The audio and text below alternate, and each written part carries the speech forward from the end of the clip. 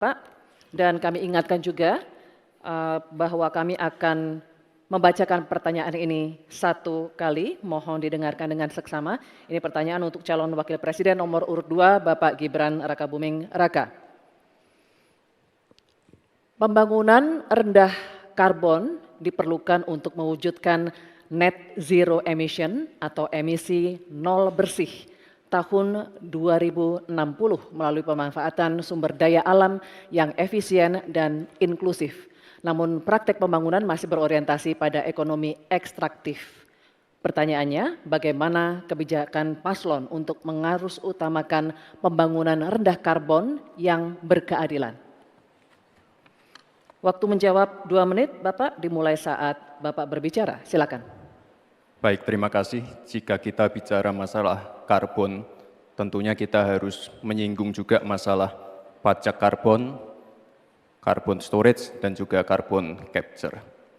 Agenda ke depan tentu kita harus mendorong transisi menuju energi hijau.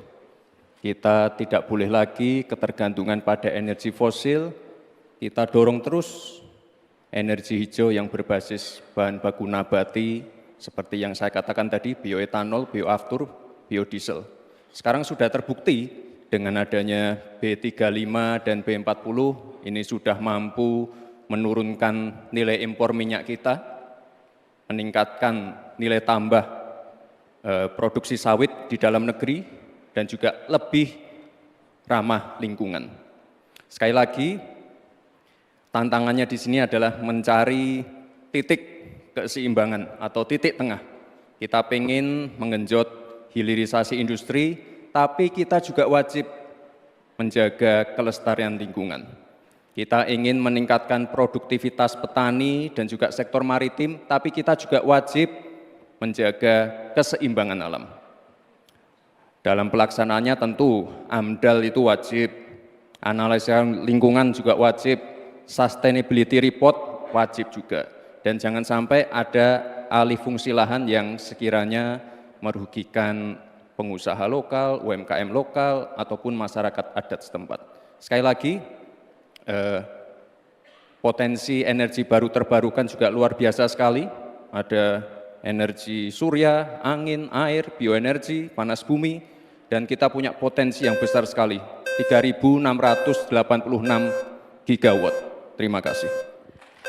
Terima kasih, Bapak Gibran Rakabuming Raka. Baik, sesinya masih berlanjut, Bapak Ibu. Terima kasih.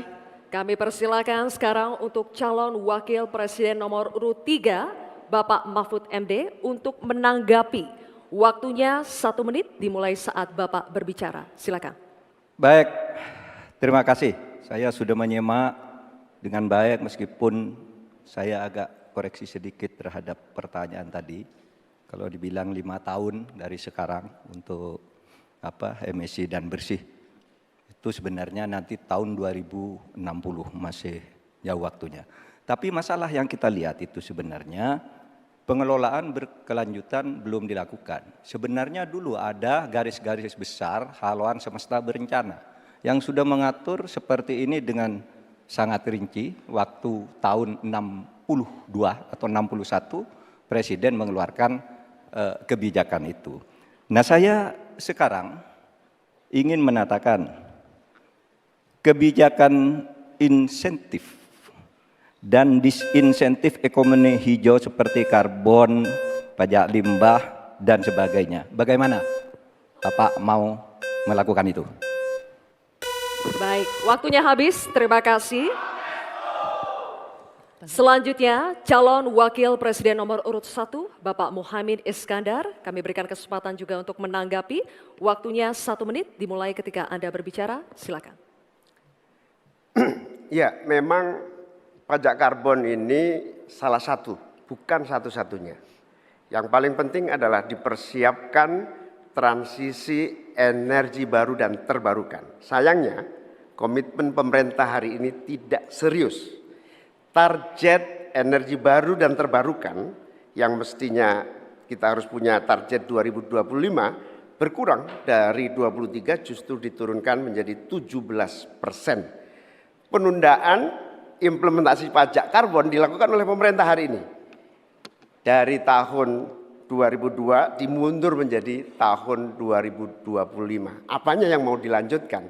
Karena itu secara tegas harus dilakukan. Implementasi pajak karbon dilakukan secepat-cepatnya sekaligus transisi energi baru terbarukan dijalankan.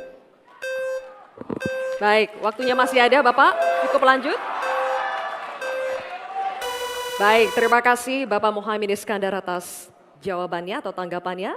Selanjutnya, kami persilakan calon wakil presiden nomor urut 2, Bapak Gibran Raka Buming Raka untuk merespons tanggapan dari calon wakil presiden nomor urut 3 dan calon wakil presiden nomor urut 1. Waktunya 1 menit dimulai saat Bapak berbicara, silakan. Terima kasih Prof. Mahfud dan Gus Muhaimin.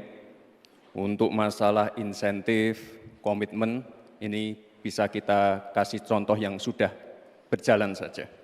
Contohnya pembangkit listrik tenaga surya yang ada di Cirata. Itu kan kerjasama dengan PT Masdar dari Uni Emirat Arab.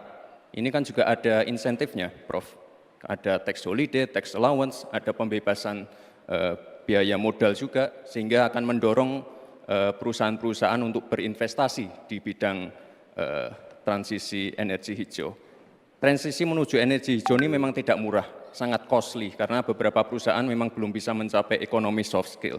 Tapi yang jelas adalah komitmen kita pasti akan meningkatkan bauran listrik PLN yang sekarang cuma 20%, ini harus ditingkatkan lagi ke depan. Terima kasih. Baik. Terima kasih Bapak Gibran. Jangan lupa subscribe ya.